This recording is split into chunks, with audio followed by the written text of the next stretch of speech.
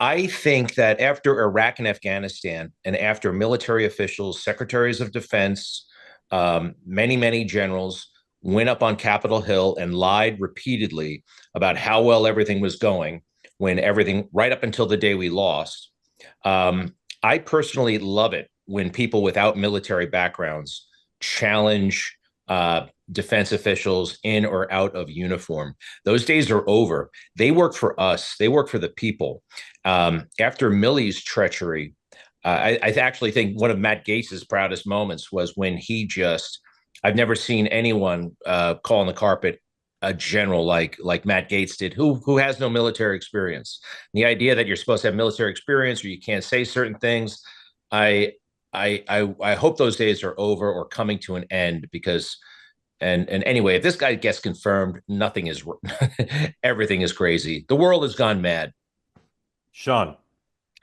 Greg, as you know, I think I was making a point that if you're on the left and you lack credentials, that you're opening yourself up for attacks on the right. I'm not saying, I was explaining and analyzing things. I think No, I know, what? Yes, I agree with you, but I hope that they have the courage to withstand that, because that, I believe, is now passe. Yeah. And well, it'll also depend on whether or not the people respond as I suggested. I mean, my guess is that people in MAGA world will run to Pete's defense and say, how dare you attack him? You blah, blah, blah, blah, blah. And he has done this. I mean, that's from a PR perspective, that's how I would handle it. Yeah. Sean's point's right from a tactical and PR perspective. But Greg, the point you made is extremely important for America. Civilians must ask tough questions of people in military, even if they've not served themselves. That is a bedrock fundamental. And I know you're concerned with some of the recent behavior of people in uniform, but this is true since the founding of the republic. We have to have aggressive civilian questioning of people in uniform, or the system doesn't Yeah, work. and just so I'm not, I'm not by any means not suggesting that. I am, to your point, Yeah, I 100%. frame this from a PR standpoint and a tactical standpoint, how one side is going to look at the other, not what we need to do as a country. I think there obviously everybody needs to be held accountable, regardless of your status or your position. But I just to give people an understanding of, if you're a Democratic senator, you, in the back of your head, you're thinking to myself, how do I do this so that I don't get crushed?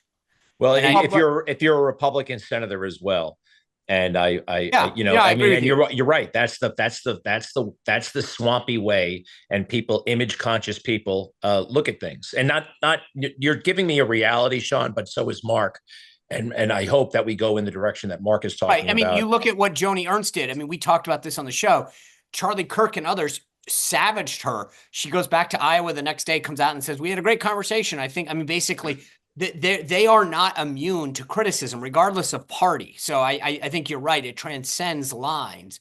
But but last thing, they should be a little bit. The idea, I'll be very curious how Joni Ernst actually votes, because if she is as freaked out that she's going to be primaried in 2 years, that says to me and most people who don't have 2 year job security that she's got job security for 2 years. Yeah. Most people don't have 2 weeks. Yeah. And it's maddening that a United States senator would be thinking so selfishly about themselves when they know the right thing for the country is possibly the hard thing politically.